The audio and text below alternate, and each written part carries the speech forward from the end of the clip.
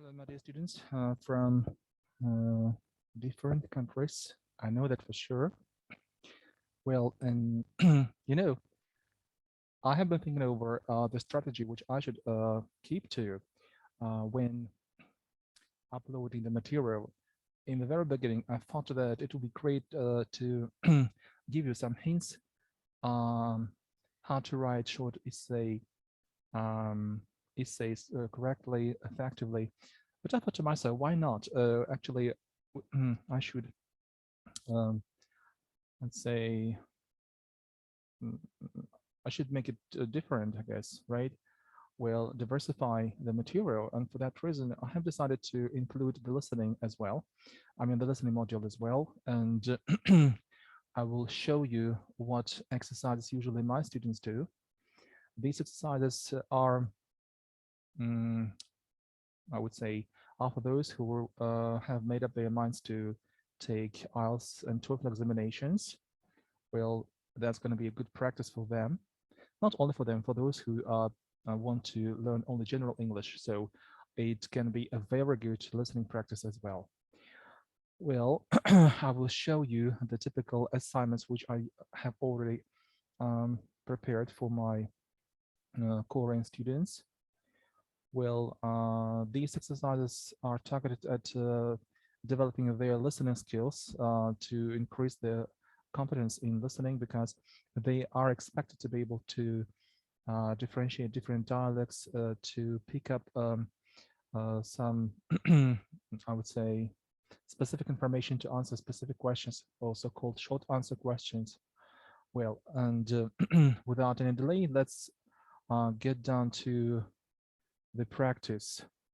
Again, I want to say that the collocation get down to is a very popular one, popular with native speakers. That means start doing something.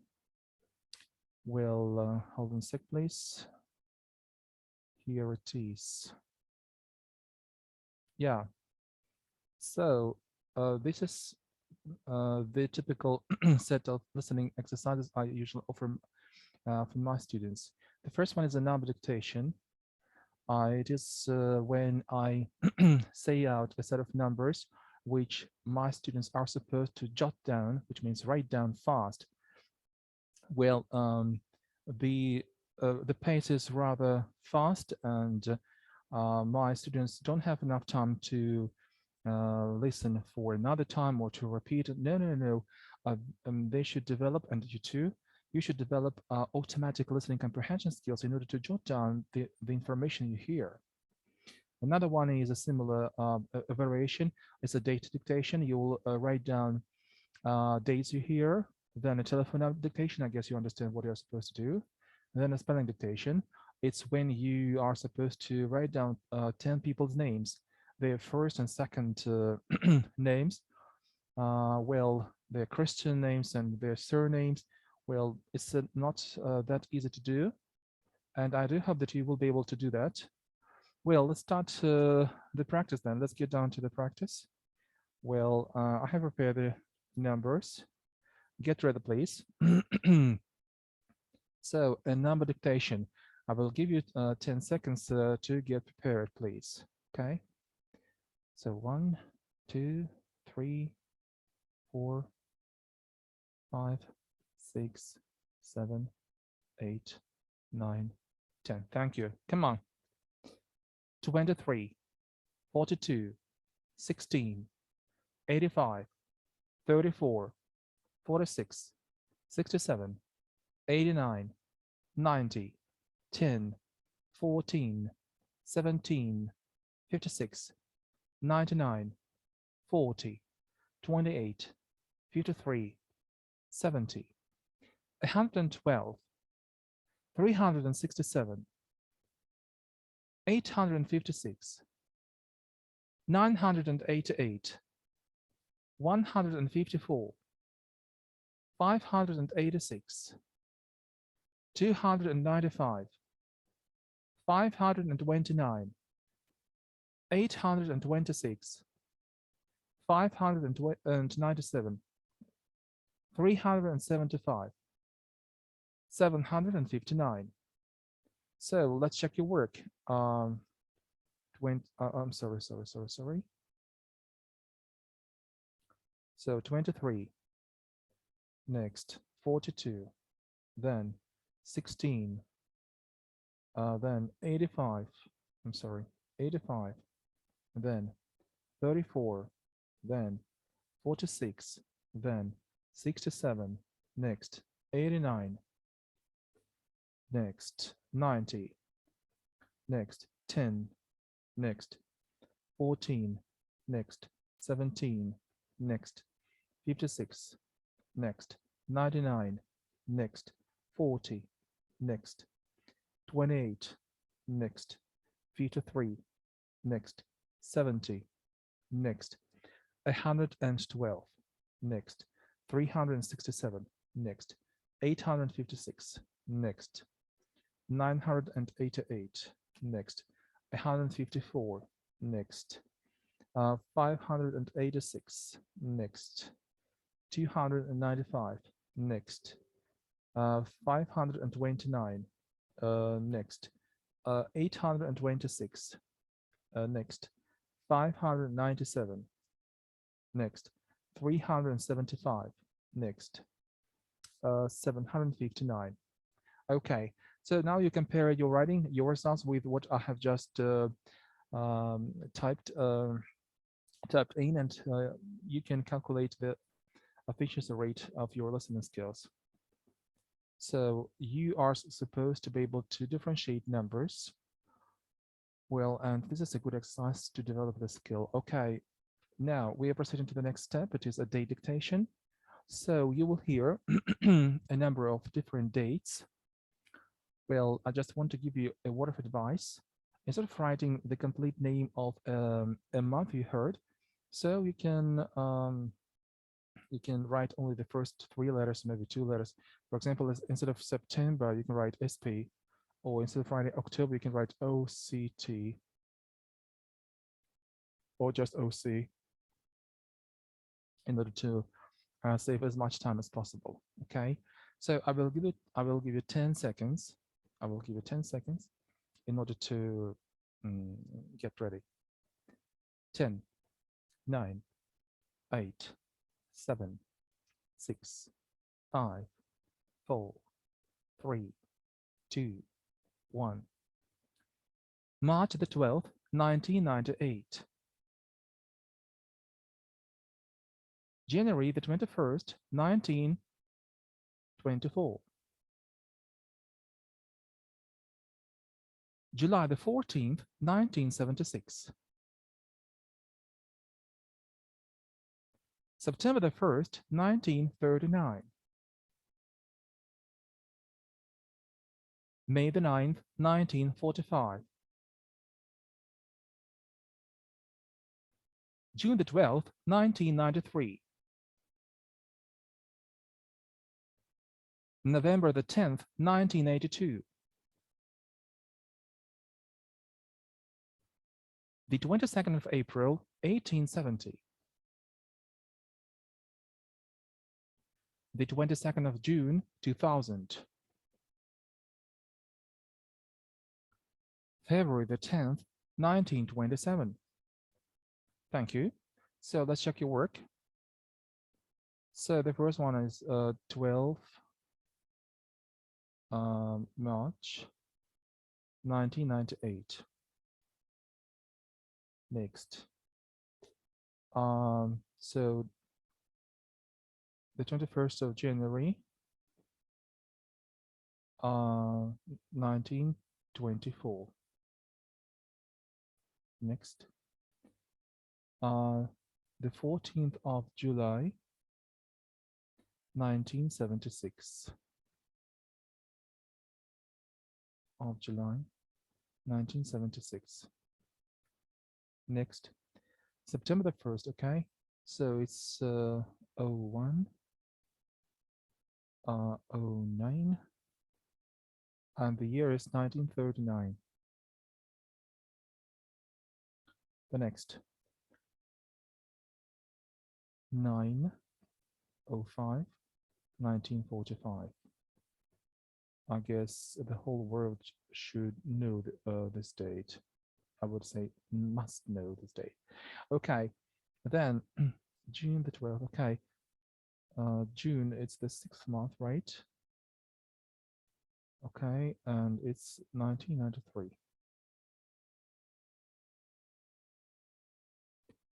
Okay, next.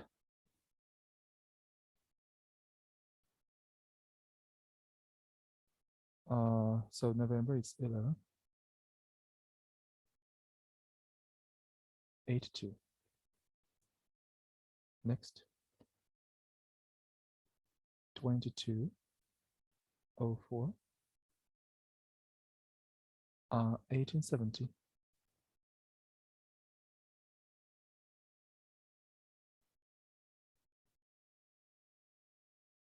2206, 2000, 1002, 27. So these are the days which I dictated.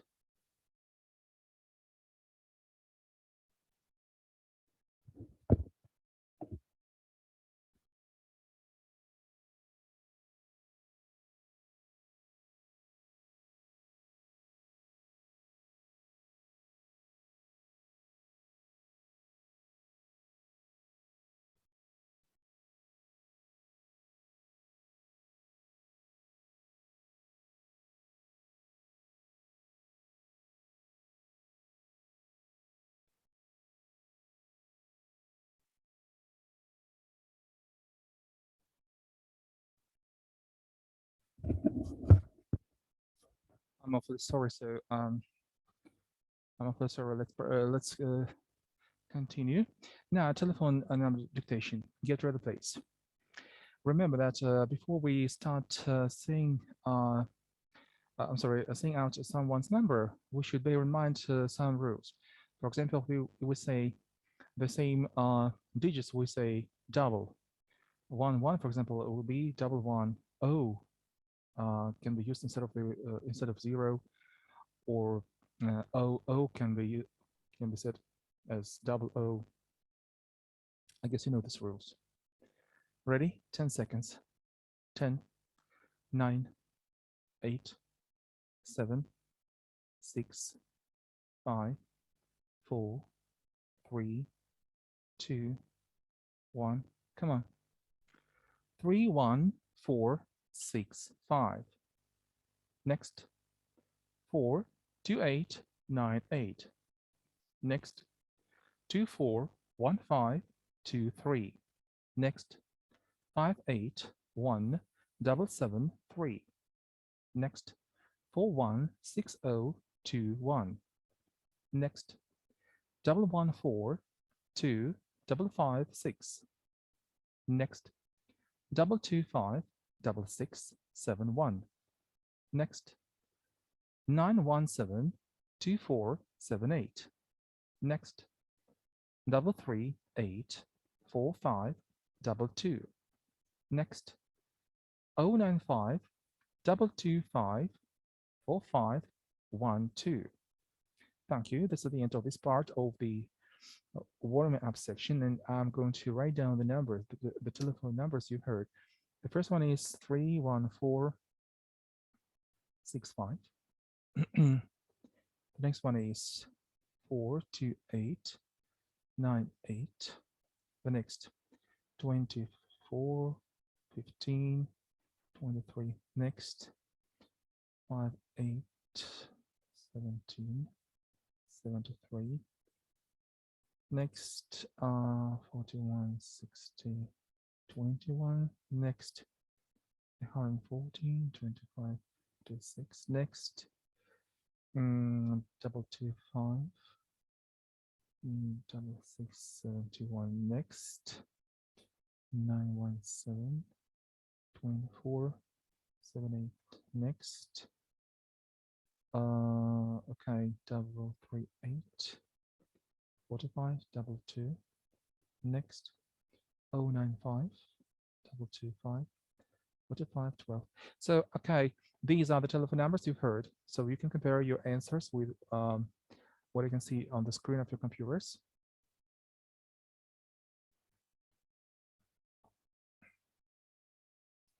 And now we can start writing the spelling dictation.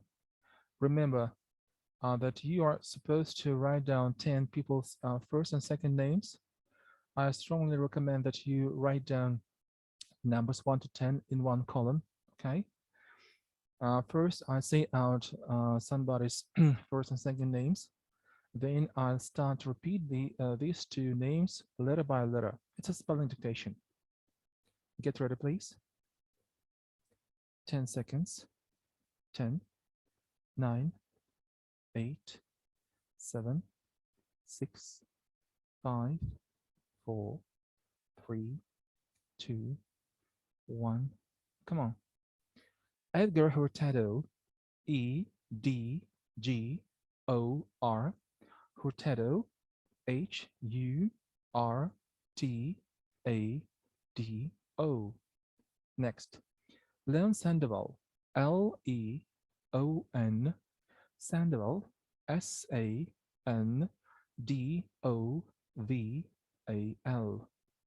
Next, Jeff Robinson, J-E-F-F, Robinson, R-O-B-I-N-S-O-N.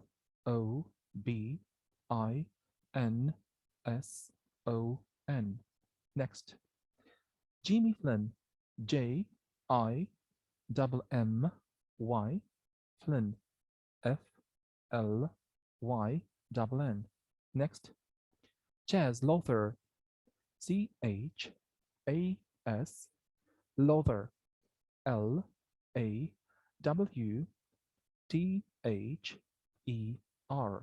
Next, Antonio Riestra, A-N-T-O-N-I-O, Riestra, R-I-O-S-T-R-A.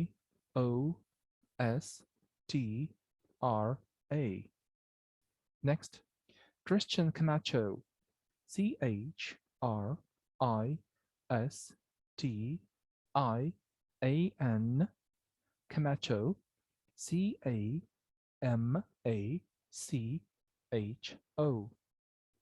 Next, J. Ariostri, J-A-Y, Ariostri, A-R-O-E-S-T-R-Y.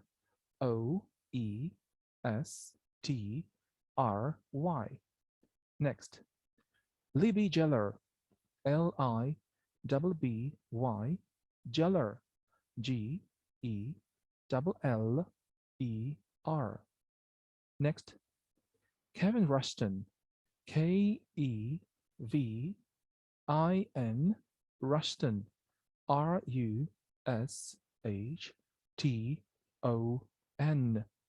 Thank you. This is the end of the spelling dictation, and now it's time that you check your answers. It's high time that you checked your answers. So Edgar Hurtado, right? That was the first person's name, Edgar Hurtado. So next, Leon Sandoval. Sandoval. Next, Jeff Robinson. Jeff Robinson. Next, Jimmy Flynn. Jimmy Flynn. Okay. Next, Chaz Lothar. Chaz Lothar. Next, Antonio Riestra.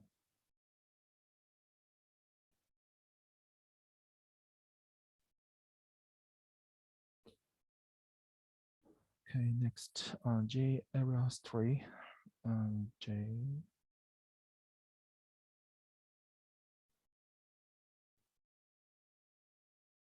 Okay, next, Libby Geller.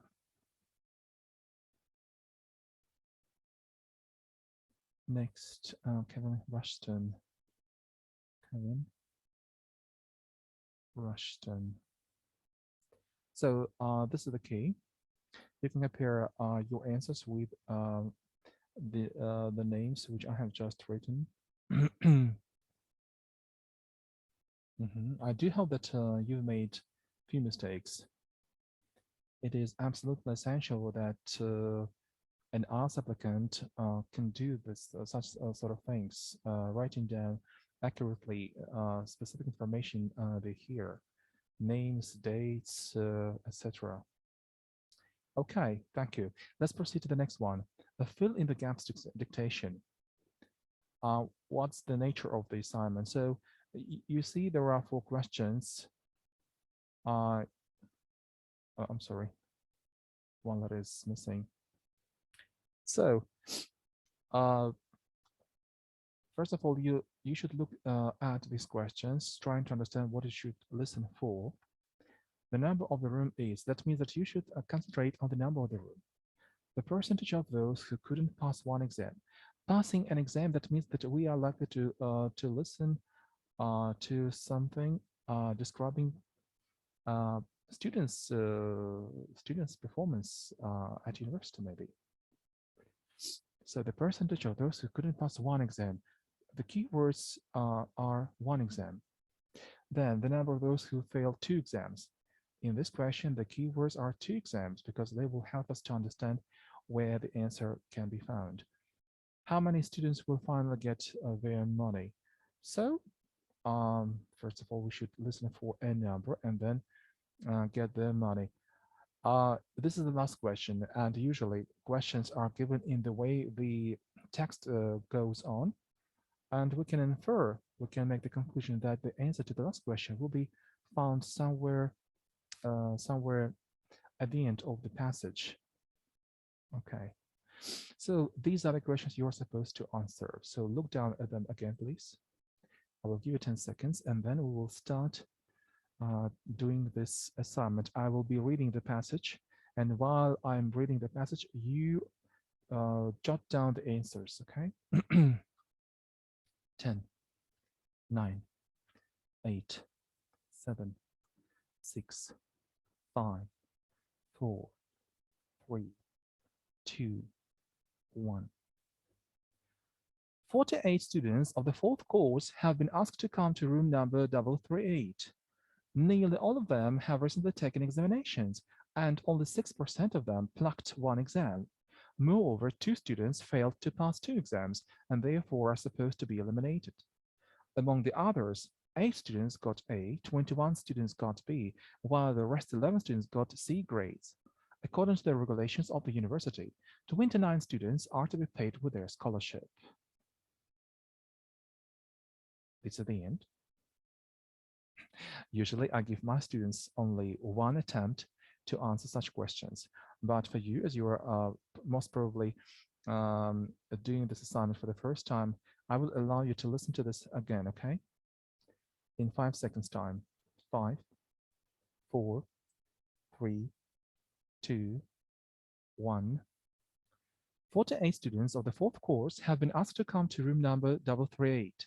Nearly all of them have recently taken examinations, and only 6% of them plucked one exam.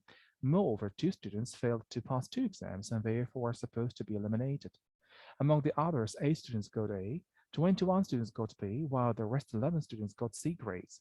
According to the regulations of the university, 29 students are to be paid with scholarship.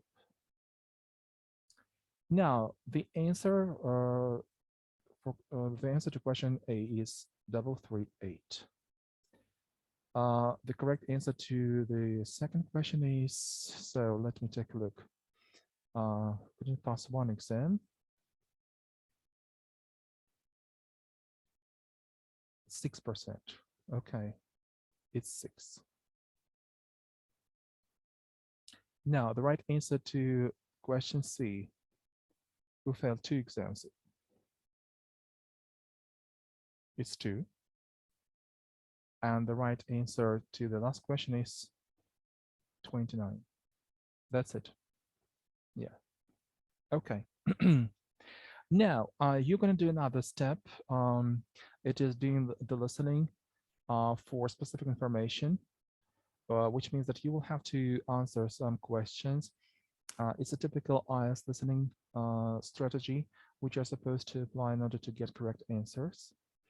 Well, the title of the listening passage is The Key Language Center. Well, and here are the questions you are supposed to answer. Let's take a look at these questions first of all. The customer's second name, the customer's address, the customer's date of birth. Has the customer studied French? I'm sorry, not studied for studied. That's my fault. Has the customer studied French before? What is the course type the customer is likely to choose? These are the 5 questions you're supposed to answer while listening to me reading out the passage. But before we start doing that, I would like to draw attention to the idiomatic expressions which you will hear. And of course, they shouldn't stop you from understanding and answering correctly the questions. But besides listening, you should also work out your vocabulary. So in this dialect, you will hear the expression, hold a minute, please. I often hear my students say, oh, wait, please. No, never say like this. Hold a second, yes. Hold a minute, please, yes. Then that's going to be my first go. My first go, that means that's going to be my first attempt. It's a modern phrase and I recommend that you use it. When somebody is in 2 minds, that means that the person doesn't know what to do next. The person hesitates. He or she is unsure what they should do. So get down to, I have spoken much about this expression, but this time it is its official debut for you. So get down to means start doing something. For example, your teachers may say, okay, guys, glad to see you. So let's get down to the class. Or when I come home, I immediately get down to my homework. Then this abbreviation, ASAP, I guess you might have heard it before. So it stands for as soon as possible. Then have much on my plate. Instead of my, we can write once, yeah? Or once. To have much on one's plate. So, you know, I first heard this expression when I was interpreting one guy from New Zealand in one Oriental country. And when he was communicating with the prime minister of the country, he said, oh, you should understand that we have much work on our plates and we can't get down to the project immediately. You see, in this answer, he used 2 idioms. First of all, this one, we have much work on our plates, he said, which means we have much work to do. We are very busy. And for that reason, we can't get down to the project immediately. This is this expression. Okay. So another one, makes ends meet. So that means that the person doesn't have enough money. He barely has enough money to cover all his needs. Take in. Take in is another good expression. It's widely used by native speakers. For example, you can take a dog in. That means that you love animals so much that you can't pass by a dog which is somewhere outdoors without its master. You feel sorry for the dog and you can take it in. Or you can take in somebody to let him live with you, to share your accommodation, and you will get money from him for letting him live with you in your accommodation. Or you can take in newspapers. That means that the postman will start delivering you the post daily. Or you can take in some work. For example, you've got so much work on your plate that you can't finish it in the office and you have to take it in. That means take it inside a home. This is expression, a word of advice. Oh, the word advice is very tricky because usually not native speakers tend to make a lot of mistakes using this word. Remember that the word advice is uncountable. That's why you can't say advices. Okay? Neither can you say an advice. No. The best option to choose is to use this phrase, a word of advice. For example, Yesterday, when I was speaking to my mom, she gave me 2 words of advice. That means 2 pieces of advice. But you can't say 2 advices. It's very bad English. Another expression you're going to hear is this one: weigh all pros and cons. That means that when a person is in 2 minds, not knowing what to do next, he can start thinking over um, the positive and the negative outcomes of the next step. And in this case, we say, oh, the person weighs all pros and cons. He tries to calculate the probability of the positive outcome and the probability of the negative outcome. Okay, then slip one's mind. When you speak English, so the word you need to use can slip your mind, which means you can't remember, you can't get it to your mind. So you have forgotten this word. In this case, we say, oh, that slipped my mind. I'm sorry. Then settle down. Settle down is another good expression you must be able to use when speaking English. When you talk about someone who wants to start living abroad, you can say, oh, he wants to settle down in France, for example. That means that the person wants to start living in that country. There are some other meanings of this expression. For example, that means to get married and start living a family life, or to start hanging around like a stupid guy without any goal. On the contrary, to start living reasonably and weighing, no, but say thinking over each step, each next step. Okay, these are the questions you are supposed to answer. Please take another look at these questions, please, because it's going to be like a dialogue. And while you're listening to the dialogue, you should answer these questions, okay? So 15 seconds. 15 seconds.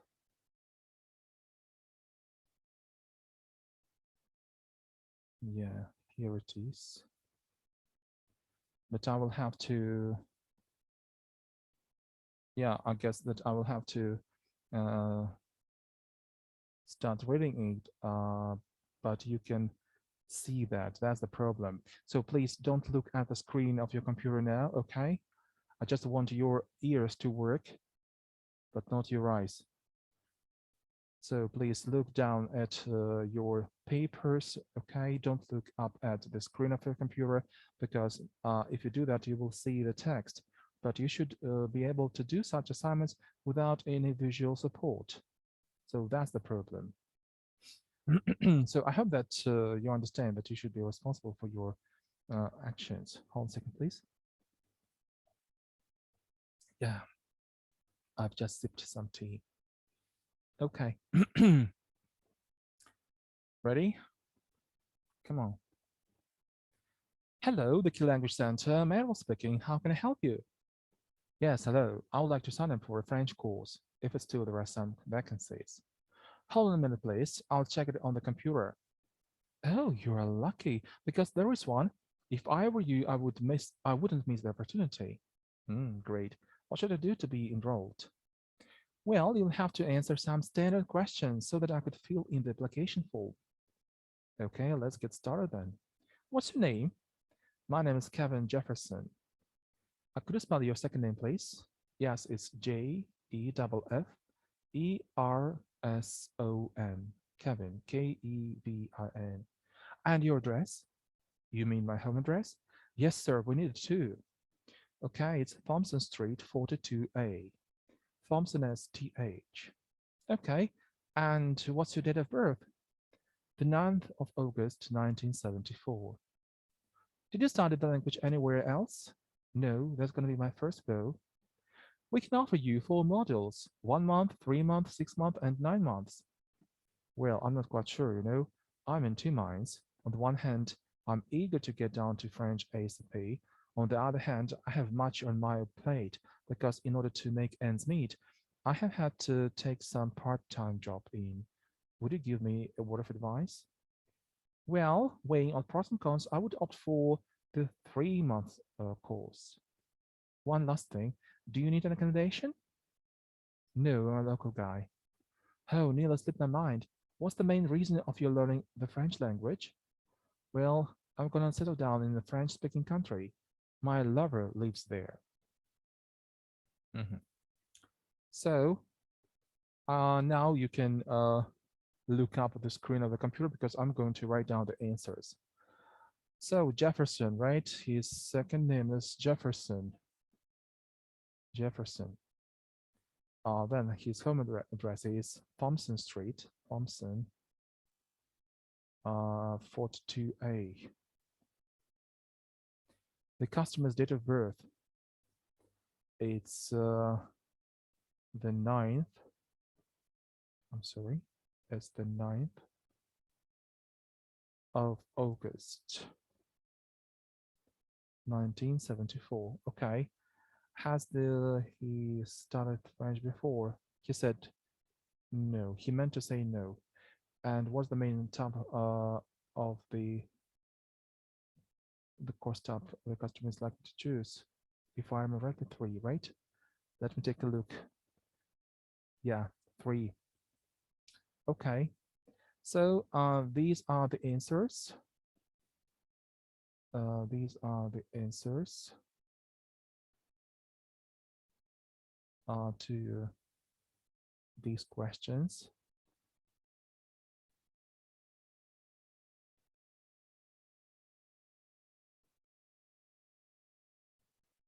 Okay, here we can add 3 months. 3-month course. Okay. Now, yeah, I've just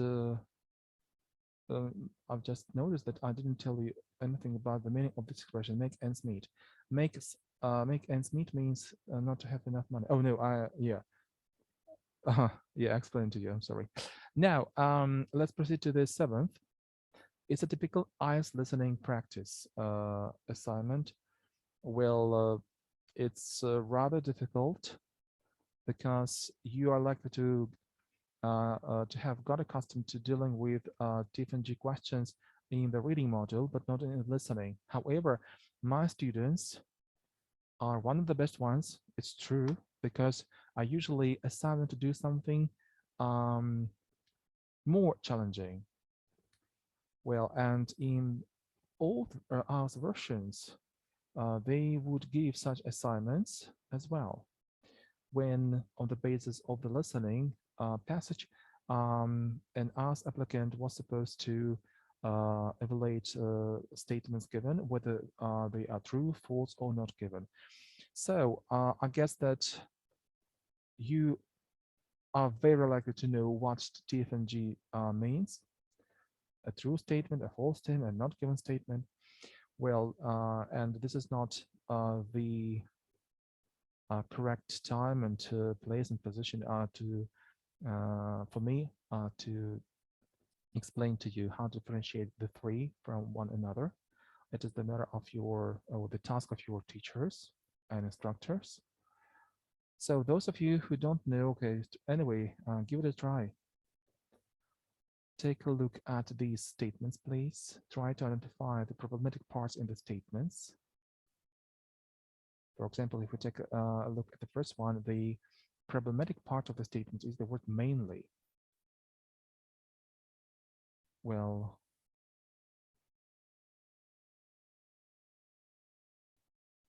in the third question, the problematic part of the statement is the word less.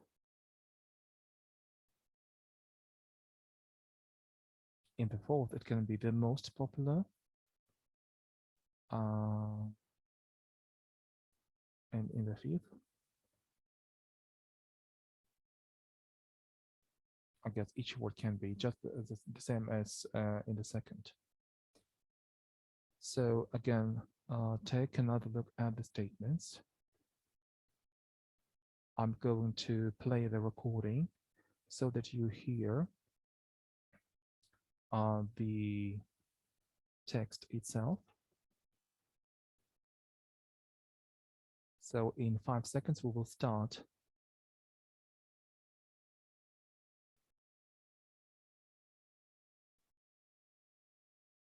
Get ready, please.